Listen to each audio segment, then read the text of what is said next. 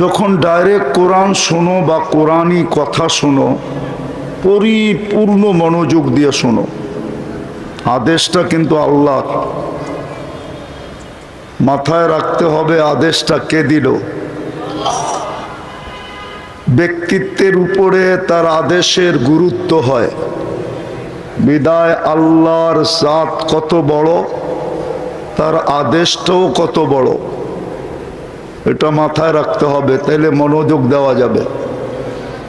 দ্বিতীয় আংসিতু, পরিবেশটাকে বিলকুল নীরব নিঝুম রাখবো। একটা প্রবাদ বাক্য দিয়ে কথা শুরু করব। বাংলা একটা প্রবাদ বাক্য আছে, দিয়া দল চায় মন, কাইড়া নিতে কতক্ষণ। দম দিয়া কিন্তু আল্লাহ মন চায়। যদি মন মতো না হয় তাহলে কাইড়া নিতেও সময় লাগে না। এই জন্য আরেকটা প্রবাদ বাক্য আছে, সকাল বেলার ধনীরে তুই ফকির সন্ধ্যা বেলা।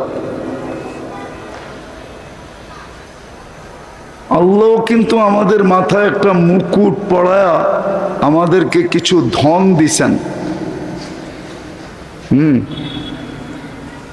আল্লাহ আমাদেরকেও কিছু ধন দিছেন,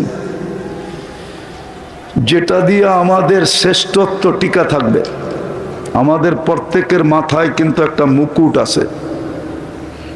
আমরা না দেখলেও সৃষ্টি দেখে, আমরা না দেখলেও ফেরেশতা 24 ঘন্টা দেখে।